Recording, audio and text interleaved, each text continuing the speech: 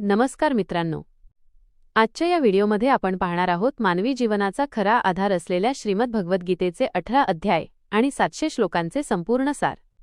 हा व्हिडिओ तुमच्या जीवनाची दिशा बदलू शकतो, त्यामुळे शेवटपर्यंत नक्की पहा। व्हिडिओ सुरू करण्यापूर्वी जर तुम्ही या चॅनलवर नवीन असाल तर खालील सबस्क्राइब बटन नक्की दाबा आणि घंटीच्या चिन्हावर क्लिक करा, जेणेकरून तुम्हाला असेच प्रेरणादायी व्हिडिओ पाहायला मिळतील। व्हिडिओ आवडला तर लाईक करायला विसरू नका। अध्याय 1, अर्जुन विषाद योग। युद्धभूमीवर स्वतःच्याच लोकांना समोर पाहून अर्जुन मोह आणि दुःखात अडकतो। हा अध्याय सांगतो की जेव्हा माणूस कर्तव्यापेक्षा मोहाला महत्त्व देतो तेव्हा तो कमकुवत होतो। अध्याय 2, सांख्य योग। श्रीकृष्ण सांगतात की शरीर नश्वर आहे पण आत्मा अमर आहे। मरणाची भीती बाळगू नकोस आणि तुझे क्षत्रिय कर्तव्य पार पाड। हा अध्याय स्थिर बुद्धी होण्याचा मार्ग दाखवतो। अध्याय 3, कर्मयोग।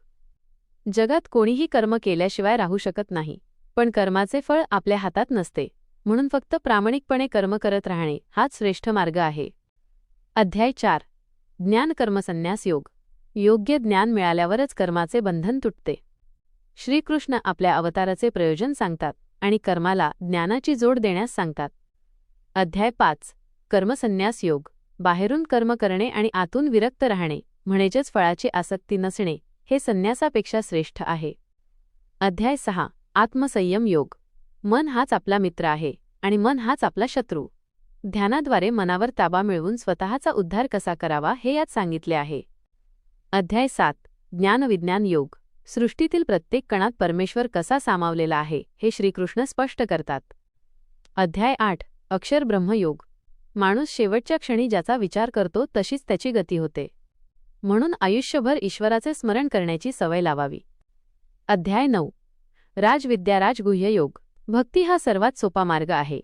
जे लोक अनन्य भावाने देवाची भक्ती करतात त्यांच्या गरजांची काळजी देव स्वतः घेतो। अध्याय 10, विभूती योग। अर्जुनाला पटवून देण्यासाठी श्रीकृष्ण सांगतात की जगातील प्रत्येक सर्वोत्तम गोष्ट हे त्यांचेच रूप आहे। अध्याय 11, विश्वरूप दर्शन योग। अर्जुन विनंती करतो आणि श्रीकृष्ण त्याला आपले दिव्य विश्वरूप दाखवतात। संपूर्ण ब्रह्मांड श्रीकृष्णाच्या मुखात दिसते। अध्याय 12, भक्ती योग। देवाला कोणता भक्त प्रिय असतो? जो कोणाचा द्वेष करत नाही, जो सुखदुःखात समान राहतो आणि जो श्रद्धेने युक्त आहे। अध्याय 13, क्षेत्रज्ञ विभाग योग। हे शरीर म्हणजे क्षेत्र आहे आणि यात राहणारा आत्मा हा क्षेत्रज्ञ आहे। हा फरक समजणे म्हणजेच खरे ज्ञान। अध्याय 14, गुणत्रय विभाग योग। माणसाचा स्वभाव 3 गुणांनी बनतो, सत्व, रज आणि तम। या गुणांच्या पलीकडे जाणे महत्त्वाचे आहे। अध्याय 15, पुरुषोत्तम योग। संसाराची तुलना एका उलट्या झाडाशी केली आहे। या झाडाची मुळे वर आहेत। ईश्वराला जाणून घेणे हाच जीवनाचा उद्देश आहे। अध्याय 16, दैवासुर संपद विभाग योग। माणसातील दैवी गुण त्याला मुक्तीकडे नेतात तर आसुरी गुण त्याला अधोगतीकडे नेतात। अध्याय 17, श्रद्धात्रय विभाग योग। आपला आहार, दान आणि तप हे सुद्धा 3 गुणांनुसार असतात। सात्विक जीवनशैली श्रेष्ठ आहे। अध्याय 18, मोक्ष संन्यास योग।